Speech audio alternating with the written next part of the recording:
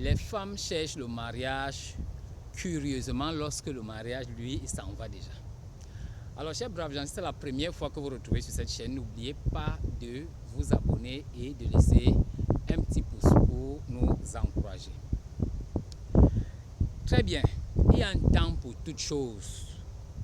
Il y a un temps pour toute chose. On ne peut pas continuer comme ça. Que dans notre société, lorsque nous atteignons l'âge où nos ancêtres, à cet âge-là, eux, ils devenaient déjà des grands-mères.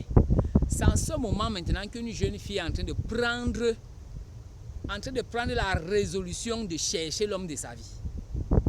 Pour cela, je vais vous faire comprendre une chose. Ce n'est pas l'homme qui va vers la femme. On a toujours trompé les gens. C'est la femme qui va vers l'homme. La femme a le pouvoir naturel de sélection. Elle a la capacité pour améliorer la race. Donc, quand, chère jeune fille, vous commencez déjà même à voir vos menstrues, ça veut déjà dire que vous êtes prête pour le mariage. La nature n'est pas folle. Quelle est cette histoire où vous déclarez aux gens que vous êtes encore mineur, vous ne pouvez pas vous marier? Ou vous allez d'abord fréquenter jusqu'à arriver au sommet? Qui vous a dit qu'on ne pouvait pas fréquenter avec étant marié? Donc, lorsque vous avez vos ambitions, ce n'est pas le mariage qui va freiner vos ambitions. C'est simplement parce que vous pouvez également réaliser vos ambitions en étant des gens hyper responsables. C'est possible. Donc il faut savoir que lorsqu'on voit déjà ces menstrues, c'est qu'il est temps de procréer. C'est l'ordre de la nature. Si la nature n'avait pas voulu ça, vous devez voir vos menstrues à partir de 35 ans, à partir de 40 ans. À l'âge où vous investissez les églises pour commencer à chercher l'homme de votre vie. C'est que c'est à ce moment que la nature qui vous a fabriqué devait vous donner les menstrues. Ce n'est pas comme ça.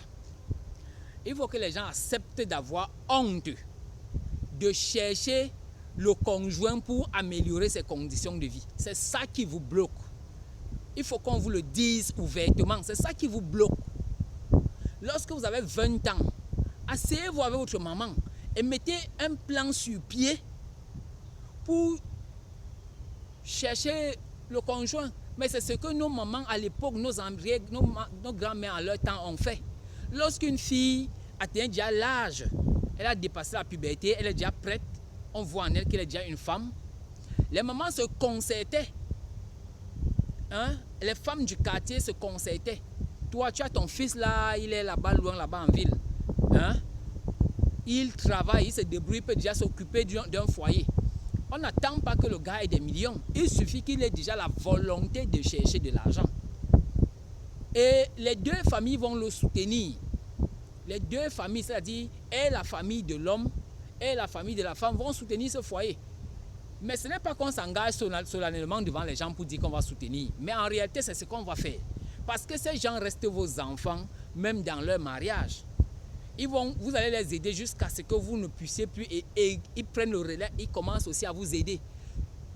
Tout en aidant aussi leur progéniture qu'ils vont avoir jusqu'à ce qu'ils ne puissent plus et leur progéniture prend également le relais. La société allait bien comme ça. Aujourd'hui, on voit plutôt que nous les Africains, on est en train d'entrer dans cette histoire des maisons de personnes âgées. C'est un scandale, c'est un vrai scandale. C'est vraiment un scandale. Alors, la famille se concerte. La famille, il y a du vent ici, les amis, il y a du vent, ça fait bouger la caméra. Alors, les familles se concertent et lorsqu'elles se concertent, ça permet justement qu'on puisse sélectionner une personne. Voilà, tout simplement, je fais des efforts pour que le vent ne me dépasse pas. Alors, ça permet qu'on puisse sélectionner un jeune, on lui fait comprendre qu'il est temps que tu te maries et puis on t'a cherché une femme au village. Mais qui a cherché la femme? C'est la famille de la fille parce qu'elle se soucie de leur fille. Parce qu'il ne faut pas que leur fille atteigne un certain âge et qu'elle soit encore dans la maison de ses parents. Voilà pourquoi c'est la famille de la femme qui va entreprendre. Donc c'est la mère de la fille qui est l'auteur du mariage.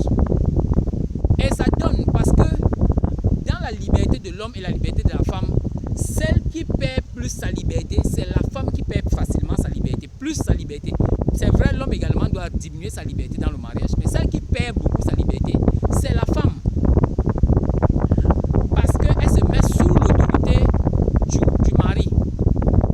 Alors, la mère de la fille se donne donc le devoir de chercher un foyer de moindre danger pour sa fille. C'est pour cela que c'est elle qui prend les devants de la scène. Et donc, lorsqu'on vient voir le papa sait que sa femme a une longueur d'avance sur lui, sur ce dossier. Il ne pense pas que c'est le début. Il pense plutôt que c'est même déjà l'apothéose. Donc, voilà ce qui se passe. Les jeunes filles ne devraient pas attendre lorsqu'elles ont déjà 25, 30 ans, 35 ans pour commencer à prier Dieu. Et ne perdez pas de vue que vous perdez votre temps dans ces églises à prier Dieu de vous donner un mari. Parce que lorsque vous avez eu 20 ans, quelqu'un est venu vers vous dire que oh, toi là tu m'intéresses. Vous avez dit que non, vraiment de Dieu, je ne peux pas sortir avec un Ben Skinner. Un Ben Skinner, c'est pas mon niveau. Lorsque vous avez eu 30 ans, quelqu'un est venu vers vous, vous avez dit que non, il n'a pas le diplôme, moi j'ai une licence, comment je peux accepter quelqu'un qui n'a que le CEP? Oh, est-ce que ce n'est pas un être humain? C'est là que le CEPI n'est pas un être humain. C'est ça le problème. Le critère qui doit être 50% de vos critères, c'est le critère moral. C'est le critère moral. Il faut juger la personne qui vient vous demander votre main sur le critère moral. Je dis au moins à 50%, sinon plus. De quelle moralité est ce gars? C'est ça qui doit nous préoccuper. Et non pas qu'est-ce qu'il fait. Qu'est-ce qu'il fait dans la vie? Combien gagne-t-il? Et est-ce que ses parents ont les moyens? Est-ce que tous ces critères-là vont nous trahir demain? Parce que lorsque l'homme va se rendre compte que l'amour vient plus de son côté que de votre côté, vous les femmes, du coup, ça va vous falloir une repousse. C'est clair, ça ne se discute pas. Ça, c'est un penalty indiscutable. Lorsque le gars se rend compte que sa femme ne l'aime pas, qu'elle est là juste parce qu'il fallait qu'elle fuit la ménopause chez ses parents, ou alors qu'elle fuit le célibat, ou je ne sais pas quoi, elle trouve quelqu'un qui va subvenir au charge de toute sa famille. Du coup, il se souvient d'une de ses